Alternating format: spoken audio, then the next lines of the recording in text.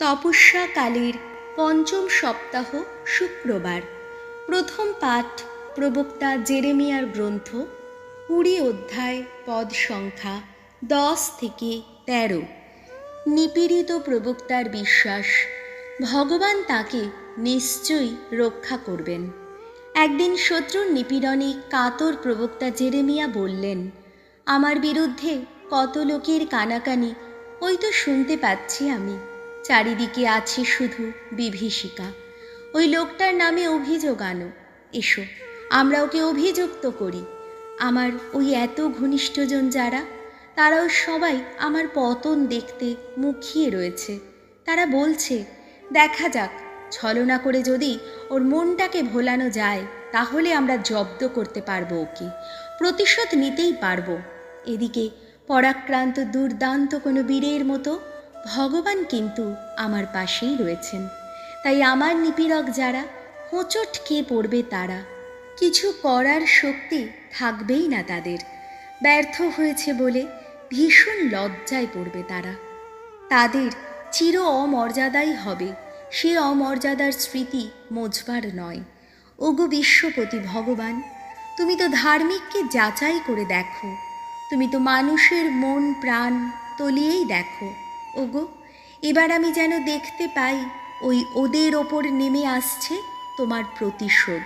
কেননা আমি তো আমার অবস্থাটা তোমার চোখের সামনে তুলেই ধরেছি। ভগবানকে গান শোনাও, তোমরা ভগবানের স্তুতি গান করো। কেননা যত অপকর্মার কবল থেকে তিনি যে উদ্ধার করেন অসহায় মানুষের প্রাণ। প্রভুর বাণী, শাম সঙ্গীত ধুয়ো। দুঃখের দিনে প্রভুকে ডেকেছি, পেয়েছি তার সাড়া। ওগো ভগবান, শক্তি আমার, আমি ভালোবাসি তোমায়। ভগবান, তুমি আমার শৈলাশ্রয়, দুর্গ আমার, মুক্তিদাতা আমার। ধুয়ো। দুঃখের দিনে প্রভুকে ডেকেছি, পেয়েছি তার সাড়া। ওগো, তুমি আমার ঈশ্বর, সেই শক্তি শৈল যার শরণ নিয়েছি আমি। তুমি আমার রক্ষা ফলক, ত্রাণ শক্তি আমার, গিরিদুর্গ আমার। আহা, নিত্য বন্দনীয় তিনি। ভগবানকে ডাকলাম আমি, শত্রু কবল থেকে রক্ষা পেলাম। ধুয়ো। দুঃখের দিনে প্রভুকে ডেকেছি, পেয়েছি তার সাড়া। সেদিন আমি তো মৃত্যু পাশে আবদ্ধ ছিলাম, আমার উপর ভেঙে পড়ছিল ধ্বংসের খরস্রোত। আমায় জড়িয়ে ধরছিল হায় অধোলোকের বাঁধন। আমার সামনে উদ্যত ছিল মরণের শত ফাঁদ। ধুয়ো। দুঃখের দিনে প্রভুকে ডেকেছি, পেয়েছি তার সাড়া। তখন তীব্র মর্ম জ্বালায় ভগবানকে ডেকে উঠলাম আমি। আমার আপন ঈশ্বরকে চিৎকার করে ডেকে উঠলাম আমি। তখন আপন মন্দির থেকে আমার কণ্ঠ শুনতে পেলেন তিনি। তার কানে গেল আমার ব্যাকুল ডাক। ধুয়ো। দুঃখের দিনে প্রভুকে ডেকেছি, পেয়েছি তার সাড়া। বাণী বন্দনা। হে খ্রিস্ট, হে করুণা ঘন, নমো হে, নমো হে। ওগো প্রভু, তুমিই জীবন, রয়েছে তোমারই কাছে অনশ্বর জীবনের বাণী। যোহন রচিত মঙ্গল সমাচার 10 অধ্যায় পদ সংখ্যা 31 থেকে 42।